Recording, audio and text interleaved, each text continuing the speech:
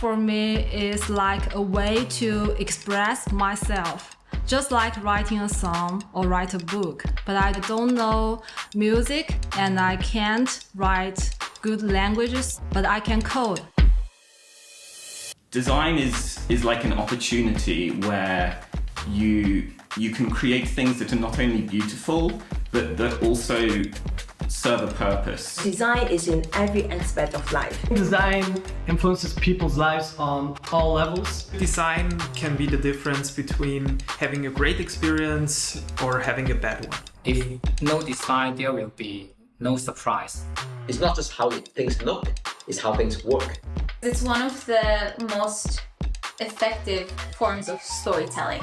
To design something, I think we often have to kind of reduce it down to a simplified version of it. It's like climbing a mountain step by step. You get to start with a blank piece of paper and then you get to turn it into something hopefully really cool. When you actually make it work and then you show it to someone and they actually can use it in a simple way, when it used to be this really complex thing, I think that's just really cool to do. When we first met on our first date, he said that he's UX designer. And I thought, will I be stupid if I say, what does it mean?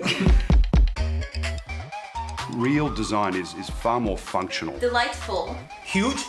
Soothing. Cozy. Powerful. Intriguing. Flashy. Tactile. Simple and joyful. Playful. And pretty.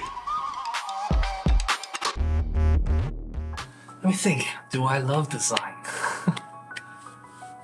Sometimes I hate it, but yeah, it will not last for a long time. So basically I think I love the design. In some ways I can't escape designing.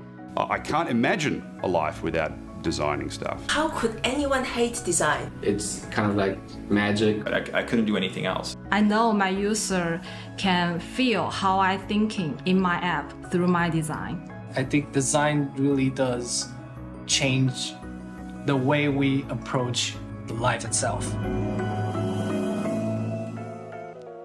I mainly get inspiration from walking in nature. Every time I do that, I have ideas that come to my mind. The inspiration could be from anywhere. It doesn't need to be in a museum or gallery. It's in the nature. It's in the city.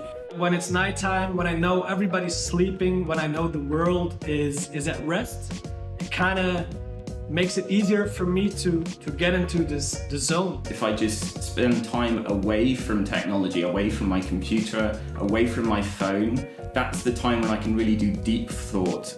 I just want to make everything we cannot see in the real life. I was living in Bangkok. There's a lot of cars, there's a lot of traffic. So also creating the game pretty much designed a way for you to escape a little bit. Biggest challenges for designing things is that your assumptions are usually wrong. We kind of had the idea to focus on witchcraft when the election was happening in the United Kingdom, and there was a group of individuals who had decided they were going to hex the government. I think they were pagans. What's my biggest failure, just in general? Well, that's actually a great question. Oh, greatest failure, that's a lot of them. Okay, hold on. As a person or in my career life? I want to think and really. It's kind of hard to answer without making somebody mad. Everything. Failing is part of any creation process. We spent months and months trying to iterate and do something great. Our biggest fail in the game was actually at launch that we didn't have enough levels in the game. We had gotten rid of the main feature of the app. Overnight we lost, I think, 20% of our users. Interesting, experience. We got some good feedback from some customers, and none of us really wanted to admit that it kind of sucked. We're always happy that we did change it. My adage was always, if I came up with 50 ideas in a day and 49 were absolutely useless and one was really good, that's a very good day. I think it was mostly just staying too long in situations that were not where I wanted to be. Management, economics and law seemed like this super logical way to go, but as soon as basically the iPhone was announced in 2007, that was all I was just thinking about. I think in hindsight, my biggest failure was actually a really good thing because it led me to where I am right now. Earlier last year, I was working on an app that helped people who are mute to speak on the phone. And then when I had made that, I actually wanted to make something similar but the other way around, so that if you're deaf and you're listening to a phone call, that you can actually see what's being said. It started for me just simply trying to solve my own problem, which is not drinking enough water. I could sit for hours working until I feel like I'm in the middle of the desert. Drinking water becomes exciting moment in your day. My kids they'll do something as long as it's on a list and they can strike it off later. And so we wanted that moment when you strike off that habit for the day to really just feel gratifying. I was walking around and saw a broken neon sign, and that sparked the idea. We want to make the best clock app in the world. So to do that, we visit many furniture shops to see how the clock feels like when you hold it in your hand. In the very first beginning, we want to help ourselves. Because we were in the meeting and then we can't even take proper note. And then in the same time, be really engaged in the meeting, talking to people. So we want to build this app to help ourselves. After diving deep into what inclusivity means, it really changes the way we build. I was writing up a gondola and this family, they were pointing out that they really wanted to be able to compare how they were doing versus last year. So I went home and wrote it, and a week later it was in the App Store. Don't pick up the phone when you focus, and don't open the lids of the pot when cooking noodles. This concept runs through the Focus Noodles app. Users can get into the habit of coloring their phones and start to focus. If you love something, you always find a way to learn better. And I want people to love in learning Chinese, and I want to make it more playful, more fun, and people will enjoy learning. People see this as a game. We can be a lot more intentional to create a game using our technology to track your body. Get you to move your arm, move your body, and basically get you into the rhythm. And music rhythm games are always like this. That's where we take the inspiration to create active arcade. Just like choreography, just like teaching you how to dance.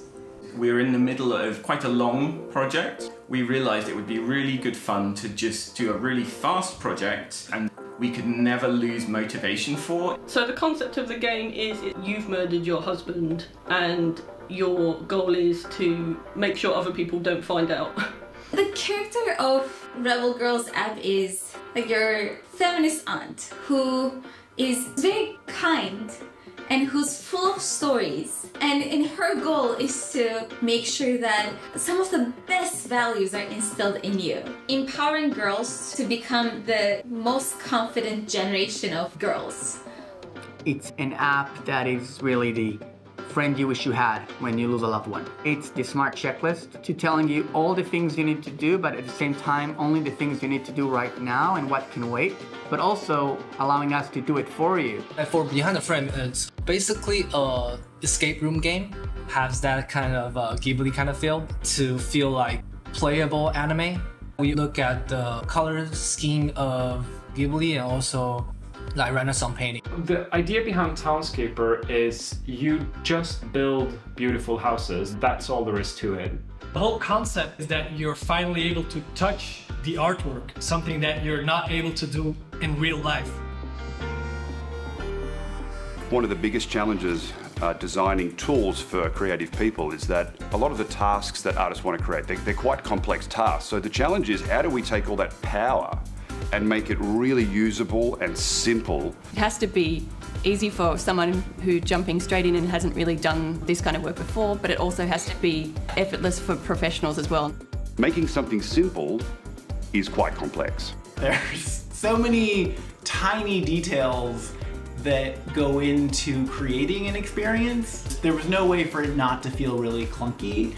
The next 4.5 years of development was a lot of kind of stripping those things away and how do we get rid of the things that might otherwise distract people so that they can actually focus on this moment that we're trying to create. It was incredibly hard. Graphic design, as we know it, is coming from kind of from the desktop world era, and it didn't really have a lot of innovation in the last decades. And approached it similarly to designing a building. Both you need to navigate through with a website or even an app. You have different views. You have an entrance, at a certain point you have an exit, you have different rooms, and the experience needs to be good. My watercolor skills are horrible. My code development is at the HTML levels. So I also need to convince other people through my journey to build these things with me. When we put it out, there was no other watercolor game like it, or even watercolor app. So we really worked heavily with getting in all the small details, getting the water to flow correctly, and getting it to just feel really nice. Pushing the limits has never been the problem. The whole team loves to do that, loves to see how far they can take a character or how much story we can get into this scene. The challenge is to keep limits on that so we can actually get it done. If you can create something that people cannot see in the real life, and sometimes they will feel wow at that moment and we will feel so satisfied. Yeah, so this is why we choose optical illusion. For most people, when you see some of the optical illusion, you will just wow that. It was quite a tricky problem to solve, of just making sure that you could be playing on a bus but you don't notice that you're on the bus anymore. It's all of the little things that build up the immersion, not the big obvious ones. So the scuttling noises, steam vents, things like that. We had huge geometries and landscapes and things that we wanted to make really quick and custom. We would just use our tool that we designed and it would automatically Legoify it. Our goal was to design a very focused experience for touch devices. The player can interact with this world without having to think about. That might sound simple, but it's actually one of the hardest things to pull off. Marvel Future Revolution is an open world superhero action MMORPG on mobile. So it's got all your favorite Marvel superheroes saving the world with all your buddies and friends. The fact that you could actually have a true superhero experience and you could actually take it everywhere with you. I think that from the very beginning we knew we wanted to make a game that was a mix between music and story. I mean, it's everything is in the name of the game, you know. So there's this character, Gabriel, is in a coma. You have to play music to unlock memories. To make this whole game, it was a gigantic process, but I mean, it was a fantastic one. I thought cameras are so delightful. Maybe we can bring like a semblance of that delight to an iPhone camera. I get emails every month, every week sometimes of people saying like, I really enjoyed that. It really helped a lot. And that's so cool. This app that we had created actually convinced people to get rid of their vehicle and made riding public transit fun. And from that point on, I think the motivation became that transit can have an impact on people's transportation choices. Mental health was one of those glowing beacons of need where the skill set of a designer and a product thinker are deeply needed, directing a lot of our attention toward traditionally underrepresented populations and showing up in a way that we like to say opens a front door to care. Apps and games have to tackle social change. An inclusive gamer app is something that everyone feels at home, everyone can have fun, yet still connect with people. That authenticity allows us not to just have kind of symbolic diversity, but actual diversity. I think if we want to see social change, then we need to exhibit it, especially in entertainment, because it shows people where we can go. I think I really started to think, hey, I can now make things that help people and that like solve the world a little bit. And I think over the last 2 years especially, like we're seeing where we're going, where we're gonna spend more and more of our lives digitally in this world. And how do we, you know, as people, like shape those everyday experiences? Tip I could give to the young developers is stick to your original idea. If you're only getting inspiration from all the other games that you love, it's just gonna be another game. Try, fail, and try again, and fail, and try again. Make as much as you can. They don't have to be huge, they don't have to be exciting, but the more you make, the more you learn how to make. When to leave it alone and stop tinkering on it. Really figure out what the game is before bringing people on. Don't get frustrated. Let go of some of your assumptions. Trying to decide what the market wants doesn't really make sense. Like, do something that you're going to be motivated to keep working on, that you actually want to exist in the world. You can steal, but steal from the best and always add your own kind of magic fairy dust. Get inspired by what's out there and what's adjacent, and look at what techniques are in there and how you can approach it from a totally fresh start with the things and the biases that you have. Apple Design Award, it is like the Oscar. I couldn't believe it. I was like in tears, basically.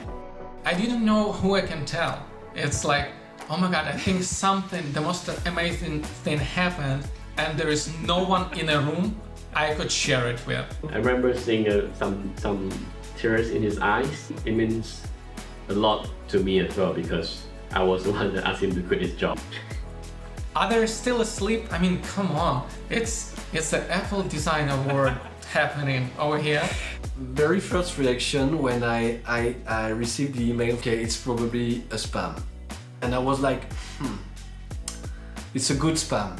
And then I started talking about it with the team, and like everyone was like, what's that? What? Well, what would I want to say to my fellow finalists? Best of luck. You've built something that's amazing, whether it gets an award or not. And now we become the Apple Design Awards finalists. It's like every day I'm in the highest point in my life. We made it! I remember the moment when I first heard it was quite emotional for me, so I hope they're also looking back at their progress and their work over the last year or more. Great job and congratulations. Congratulations to everybody. Congratulations. Congratulations. It's an honor to be amongst you. Great job. And let's keep on building it. Your continuous work and creation and your effort will make a difference.